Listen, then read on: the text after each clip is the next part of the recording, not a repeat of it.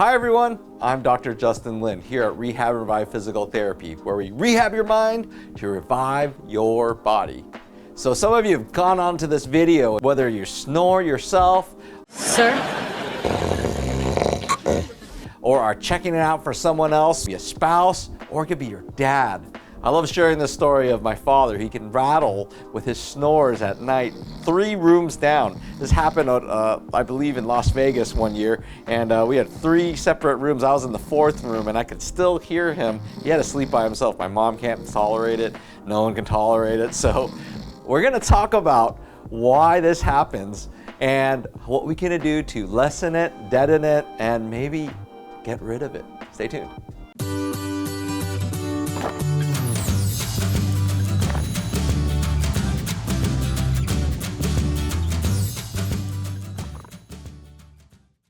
I want to ask you a question. I'm curious if your tongue is either resting right now at the top or roof of your mouth behind your teeth, the top teeth, or is it resting at the bottom or somewhere in the middle?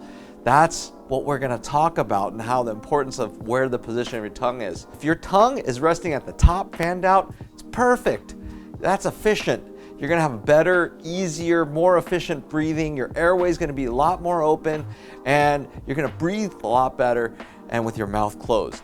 Now, those of you with your tongue at the bottom, that's where you're closing your airway. You're taking up space into your airway. You're shoving your tongue into the back of your throat. And that's when the snoring and the sleep apnea, some of these breathing dysfunctions can happen. So let's get into some basic anatomy. We've got our palate, which is the roof of your mouth, and above your teeth on the upper mouth, you've got the rugae, which is the rough, bumpy edges along your gum lines above your teeth, and then you have your tongue. And whether you argue whether tongue's an organ or a muscle, I like to think of it as a muscle, something we can train. So that's kind of the cool part of all this. So I want to get right into this exercise. Your tongue naturally should be right behind that rugae, up in the palate, fanned out, almost like one of those Chinese fans. You can just fan that baby out.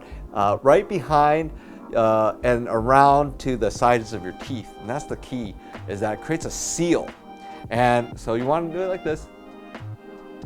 And then the next thing is, as you saw me do, is that I try to suck like a little vacuum. We're trying to vacuum our mouth shut and then seal our lips. So it's like this.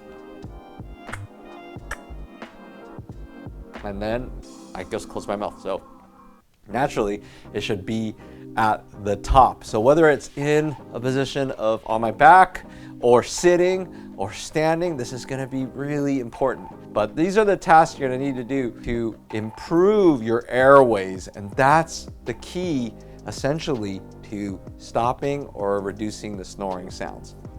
Hopefully you didn't find yourself choking on your tongue or anything like that.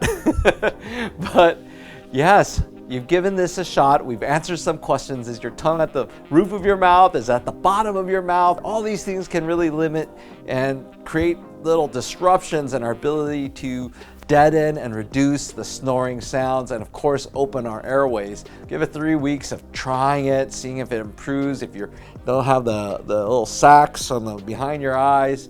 We'd love to hear your feedback. Leave those comments below.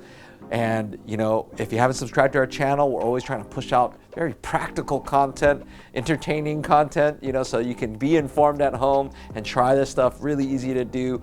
So please subscribe. Leave these guys if you found that this was helpful and liked it as well, or thought this video was great. And yeah, that's pretty much it. I'm Dr. Lin. Remember, we heal smarter, not harder.